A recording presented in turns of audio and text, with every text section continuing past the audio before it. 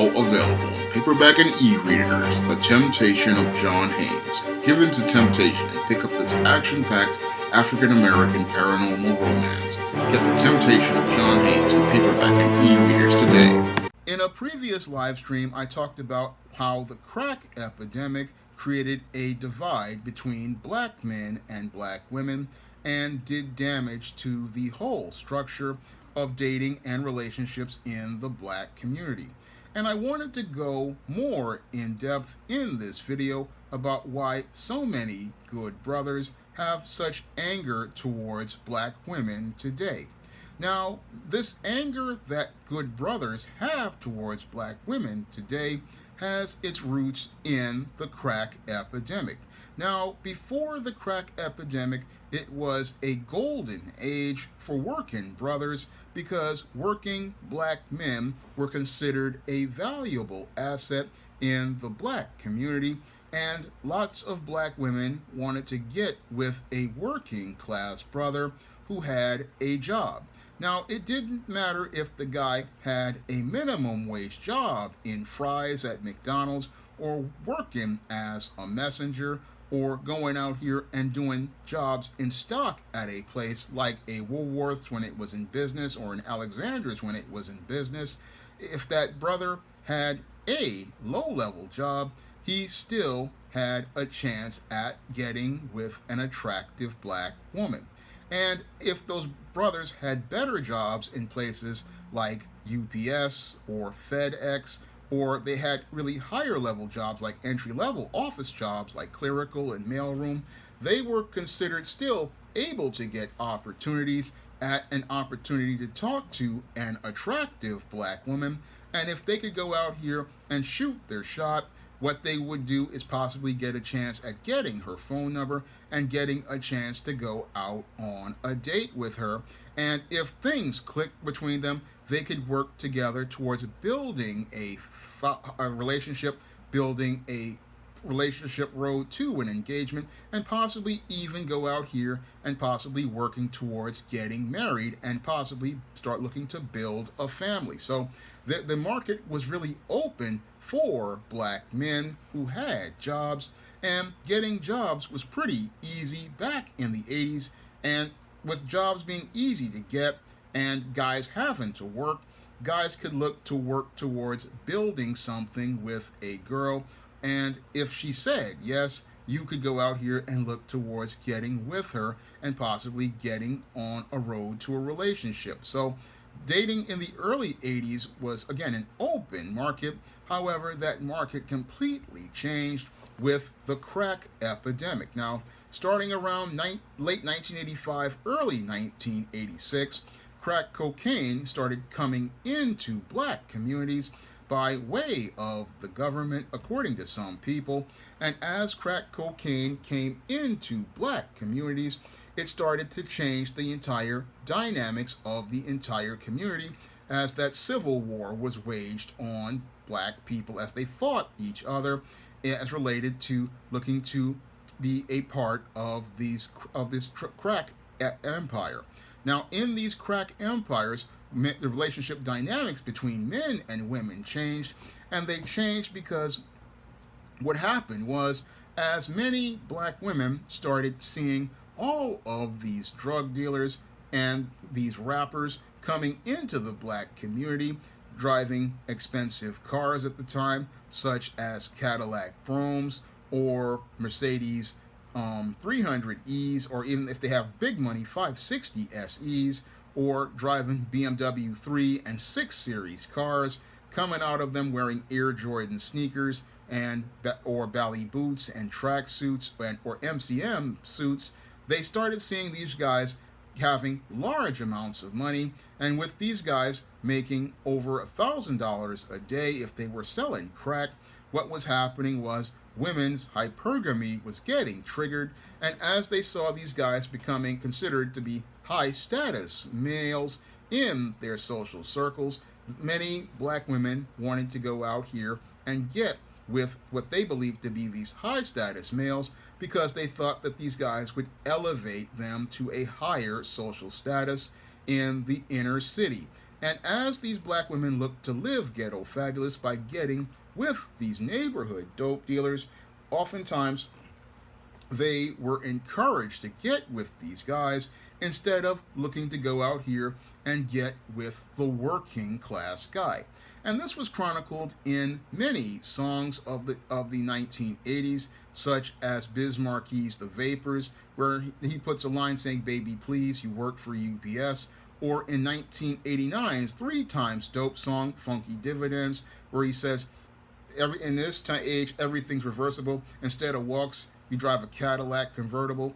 They were talking about how the whole dynamics of black women changed because of hypergamy, and as black women's whole demeanor towards black men changed, they expressed great contempt for the working class black man, and as they expressed their contempt for the working class black man, they did it with extreme relish because they thought that they had a better opportunity waiting for them with the neighborhood crack dealer or the neighborhood rapper, and because they thought they had opportunities with these guys that would be easier to attain, this made it where they started to see the working class black man with great contempt. And again, as they looked to go out here and get with those guys, they wanted to find a way to not only reject the working class black man, but they wanted to humiliate and emasculate the working class black man.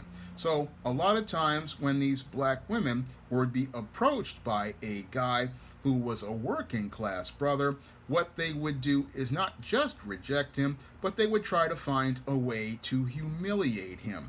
And I myself have experienced this when I was in high school, so I know what they were doing.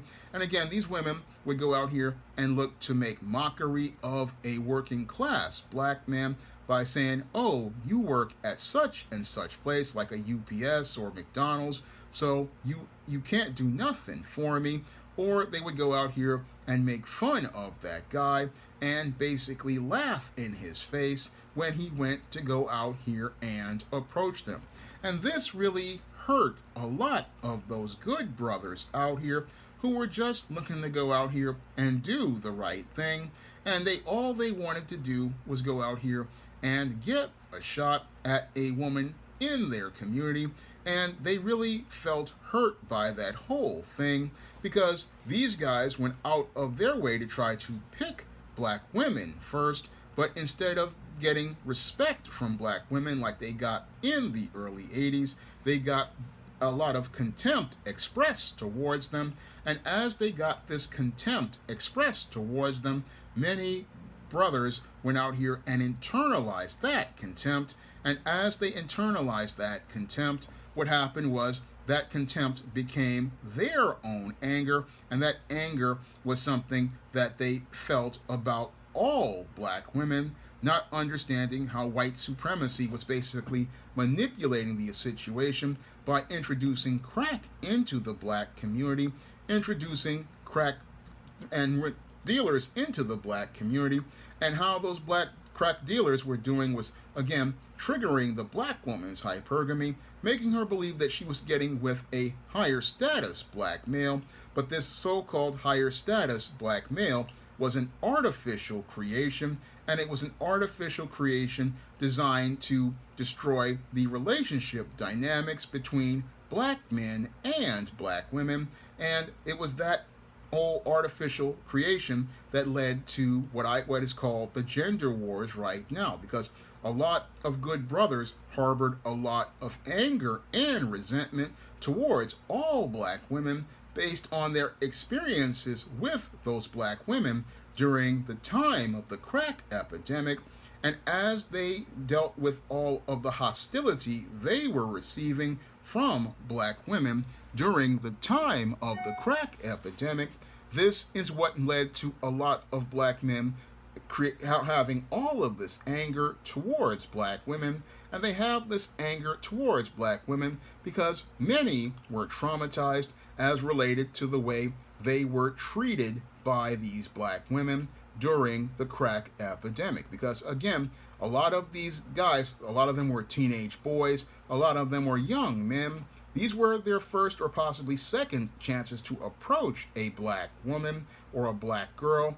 And as they were looking to approach this black girl in the hopes of possibly asking her out or looking to talk to her, these black girls and these black women expressed so much vitriol and so much anger towards these black men that they didn't understand that they were hurting these brothers. In some cases, I'll say some, others they knew what they were doing, but what they wanted to do was humiliate and emasculate a black man. They wanted to express contempt towards him because in their minds they believed, who is this black male with a job to have the audacity to approach me when I've got dope boys stepping to me?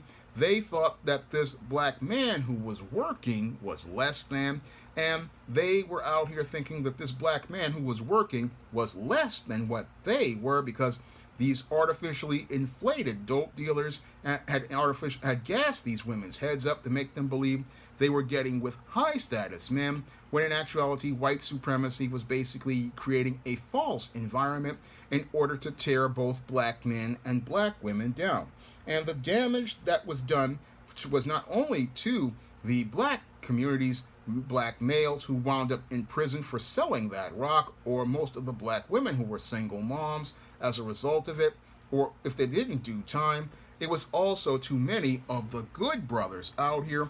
Many of the good brothers suffered emotional and mental scars from the cruelty they received during the crack epidemic, and this cruelty they received led to many of these good brothers really creating a bad perception of black women in their minds. Because one of the reasons why so many good brothers are so angry at black women is due to the cruelty they received during the crack epidemic. It was this cruelty that led to many black men to feel like they never really had a chance at being able to get with black women because all they saw at the time was most of the attractive black women dissing good brothers who had jobs, mocking brothers for having jobs, talking about their little job at UPS or their little job at FedEx or their little job in blue collar. Again, these women express contempt to these black men, and these men internalized all of that anger as related to those rejections. And again, this really changed the perception of black men to believe that many black women out here won't want to go out here and choose them first. And it made it where many black men believed that black women would choose Ray Ray and Pookie over a good brother.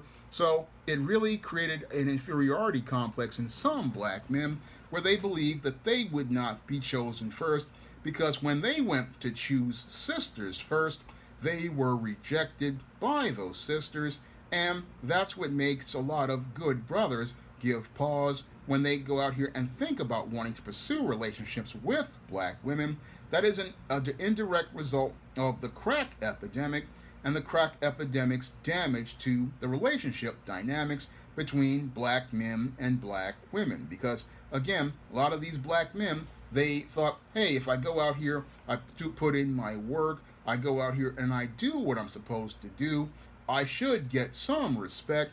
And that was something many black men were not getting in the black community after crack, because when the crack dealers started coming out, that again, it was the triggering of the hypergamy in both the younger and the older black women in the black community, because a lot of the mothers and grandmas were encouraging their daughters to get with the neighborhood dope man over the working class guy. And as they encouraged this was one of the reasons why a lot of these women looked to reject a good brother. And they looked to reject the good brother also because of the peer pressure they got from many of the girls in the neighborhood. This is something I talk about in Spellbound with Matilda as she's running into Andre, the dope man. When she rejects the dope man, the peers go after her and attack her for this. And again, this all is the thing that the good brother was dealing with. He was dealing with all of this cruelty he was receiving because the female peer group wanted to get socially accepted by what they believed to be a high-status male, which was an illusion created by white supremacy. And this is why a lot of good brothers are angry. This is why a lot of good brothers are frustrated. A lot of guys who have college degrees and good jobs, they are really their whole perception of black women has been damaged as a result of the traumas they endured. And as a result of those traumas, many black men have a really negative image of black women. They have a really negative picture of black women. And whenever they see black women, they don't see black women in a positive light. And even though don't see black women in a positive light, what's really sad is that they don't see how white supremacy manipulated the whole picture of black women and manipulated the whole picture of black women in the eyes of black men, and also manipulated the picture of black men in the eyes of black women. They can't see how white supremacy used crack to create a crack between black men and black women's relationships. And many good brothers, they're sitting there thinking that they can't get with black women because of all of the mental and emotional damage that was done during the crack epidemic. And that even though the crack epidemic was almost 40 years ago, we still feel that damage. And many black men out here still believe they can't get with black women, and they don't want to pick black women first. They don't want to pick them first because they fear that many of these black women are mentally damaged because they have been with guys like Pookie and Ray Ray, and in some cases even been abused and molested. So they don't want to get with black women because they fear they're going to have to deal with a lot of mental and emotional issues. And they also don't want to deal with a lot of black women because they fear they'll be rejected and emasculated in a hostile fashion, the same way their grandmother and their mothers were rejecting black men. So the perception of black men, again, suffered a lot of damage due to the crack epidemic. And again, a lot of good brothers are still dealing with a lot of trauma as related to that time, and that has been passed on from generation to generation. So a lot of good brothers, they have really negative pictures of black women, and all of those negative pictures of black women are connected to much of the trauma that a lot of working brothers suffered in the late 80s when the crack epidemic was in full effect. A lot of that was related to the hostile and cruel way these men were treated. A lot of it was related to the lack of support they got, because back in the early 80s, a mom would encourage her daughter to get involved with a working man, but in the late 80s, she encouraged her daughter to get with the dope boy instead. And that's led to a lot of brothers to feel like they had no support in the community. They felt like it was no country for good black men because they had no support base with the mom. They had no support base with the family. They had no support base in the community. And because they felt like they had no support base, again, this frustrated and angered a lot of brothers who wanted to go out here and improve the quality of life in their communities, wanted to go out here and look to build with a black woman. But when they saw this black woman tearing them down and looking to tear down their community, this is what, again, made a lot of brothers think twice about looking to get involved with black women.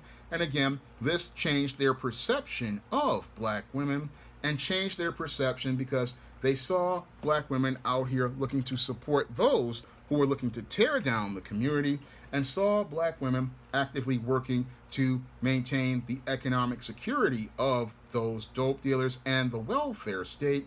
So a lot of these black men, they internalized a lot of that. They took a lot of it personal, and those hurts haven't healed. And because those hurts haven't healed, a lot of these guys are angry at black women while they went out here and went to school, while they went out here and got their degrees, while they went out here and got their jobs. A lot of these guys are angry because they were the ones who were rejected by black women in the community during the crack epidemic. They were the ones who wanted to improve the quality of life, but then had their whole quest to build rebuffed. And again, a lot of these guys are hurting because they were dissed by black women. So this is why they have a really negative perception of black women, and why a lot of the black women out here are having a hard time, because a lot of these guys they had really bad experiences, and those bad experiences, they changed their whole perception of black women to the point where they felt like they couldn't get a relationship with a black woman, even though these guys wanted to choose black women first. Black women chose them last, and a lot of those guys, that really burns them up, because they were out here looking to build with these sisters early on, but what they wanted to get with the guys like Pookie and Ray Ray, who were tearing down the community. And then when everything fell apart, but as related to Pookie and Ray Ray, and they wound up either dying or winding up going up for the rest of their lives in prison on federal charges, then these women wanted to go out here and get with the good working class educated brother, a guy who in the early 80s they would have picked first, but they want to pick this guy last. And again, that really burns up a lot of the educated working class brothers, because they were the ones putting in the work. They were the ones going out here grinding and trying to build something. And these women want to come to him after they've had their fun with Pookie and Ray Ray. They want to go to him with an atomic waste reactor that is on meltdown, and skid mark Jockey Thong, and tell this guy he should go out here and appreciate leftover atomic waste. But a lot of these guys, again, they are upset because, again, they were working and they believe they should have been considered first as related to a relationship, and they are really offended at being considered to be last. And they are considered offended because, again, these men were doing the right thing from the beginning, and they felt that if they did the right thing, they should have been considered first by black women. So a lot of these guys are angry about the fact that they are considered last. And again, all of this whole dynamic really started with the crack epidemic, where it again created that crack in the black community and made it where a lot of good brothers it changed their whole perception of black women.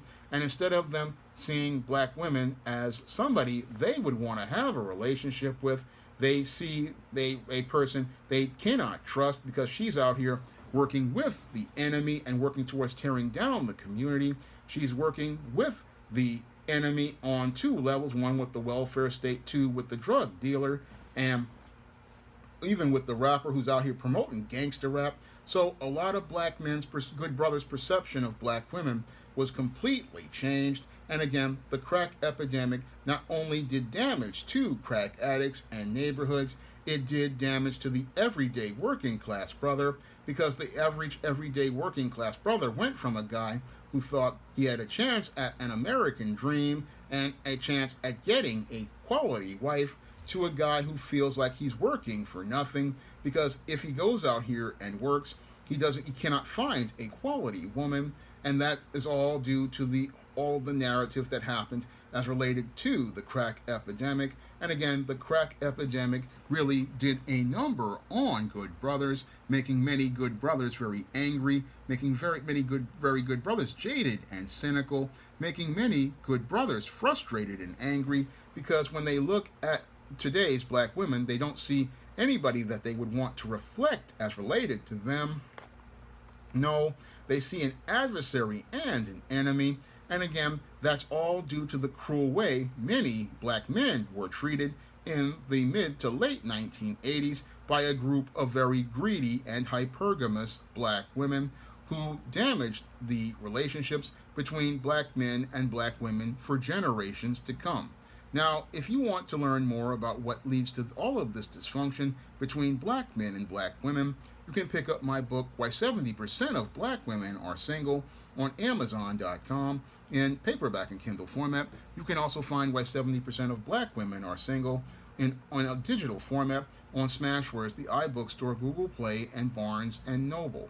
And if you also want to pick up some of my other books that I talked about in this video, like Spellbound, and learn more about the peer pressure that is put on black girls and black women in relationships, you can find Spellbound in paperback and Kindle format on Amazon.com, and you can also find it at other online booksellers like Smashwords, the iBookstore, Google Play, and Barnes & Noble. And if you'd like to see me make more videos about the whole subject of black male-female relationship dynamics, you can send a donation to the Patreon, the PayPal, or the Cash App by clicking the links in the description box. That's all I have to say for this video. You can comment, rate, and subscribe. If you're interested in making six figures, then check out Ron Armstrong's six-figure PM program. In just 6 short weeks, you'll be trained to become a digital project manager, where you'll learn to build websites, apps, social media campaigns, and digital games. Best of all, you'll be the boss and manage your own team. No coding experience is required, and once you complete the program, you'll receive help in finding your first six-figure job. The fee for the program is extremely affordable, so check it out now at www.thesixfigurepm.com. Classes are starting soon, so you'll want to enroll as soon as possible. Now available for the first time in paperback, Why 70% of Black Women Are Single. Learn all the reasons why so many Black women can't find a husband and why 70% of Black women are single. Get your copy of Why 70% of Black Women Are Single on Amazon.com today. Support Black-owned and Black-operated digital broadcast media. www.niceradionetwork.com. Nice Radio Network, broadcasting 24 hours a day, 7 days a week.